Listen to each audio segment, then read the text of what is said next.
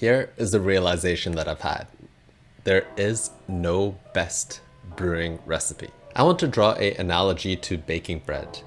I used to bake a lot of bread in the past, and there are a lot of different variables that are in the bread baking process.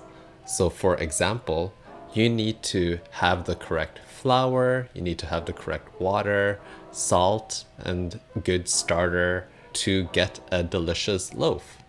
If you are using all-purpose flour versus whole wheat flour, those two flours act totally different. So the whole wheat one soaks in more water, while the all-purpose flour soaks in less water, making the all-purpose liquidy and gooey, while the whole wheat flour one is doughy with the same amount of water put into both.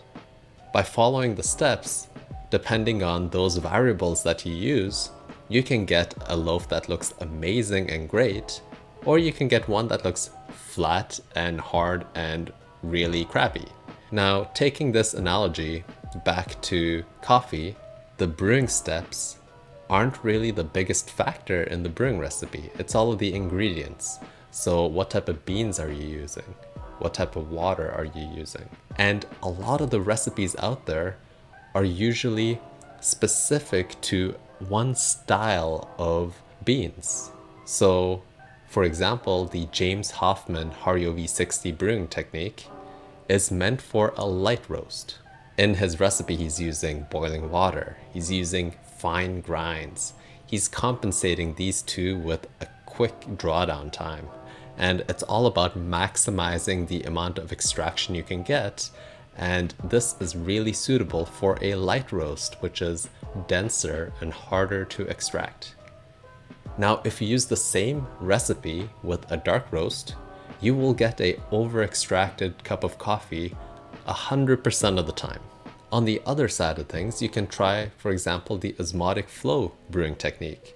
This is a method that is used for darker roast coffees. And with darker roasts, you need to extract less, you need to use a lower brewing temperature, and you also need to use a lower brewing ratio.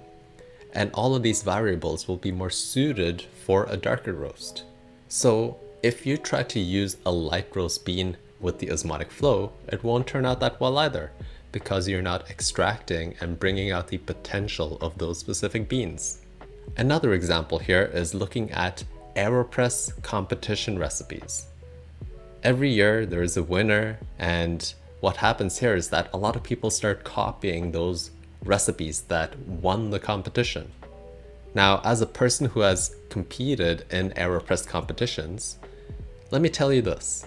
The final recipe is a slow tweak and change in a lot of variables in those steps to then eventually get the best cup of coffee that maximizes the beans that they're brewing with.